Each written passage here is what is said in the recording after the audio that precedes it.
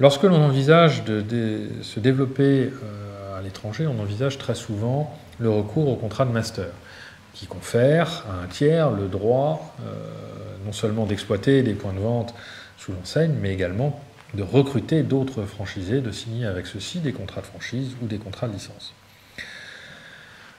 On va généralement, dans ce cadre, conférer une exclusivité à ce master sur une zone géographique assez grande, puisqu'il peut s'agir généralement même d'un État ou d'un pays complet.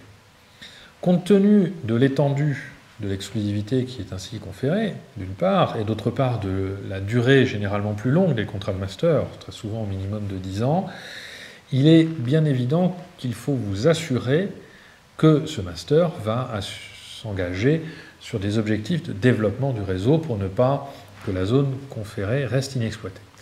Il y a donc un plan de développement à mettre en place avec lui. Plusieurs points doivent être anticipés. D'une part, ce plan de développement doit être discuté avec le master, il doit être approuvé par lui.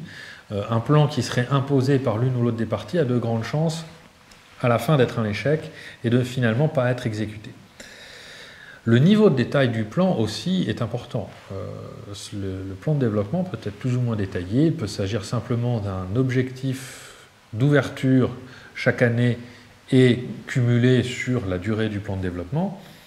Mais certains plans de développement peuvent être beaucoup plus précis en phasant l'ordre et par exemple les villes dans lesquelles le développement doit se faire, en prioritisant certaines villes par rapport à d'autres et en définissant certains types d'emplacements par rapport à d'autres. Enfin, les sanctions en cas de non-respect du plan de développement doivent aussi être traitées dans le contrat.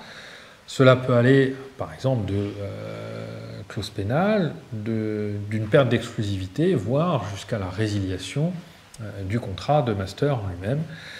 Celles-ci doivent être discutées et adaptées en fonction aussi de l'inexécution du plan de développement. Elles peuvent être aménagées suivant qu'il s'agit d'une inexécution mineure ou d'une inexécution beaucoup plus importante.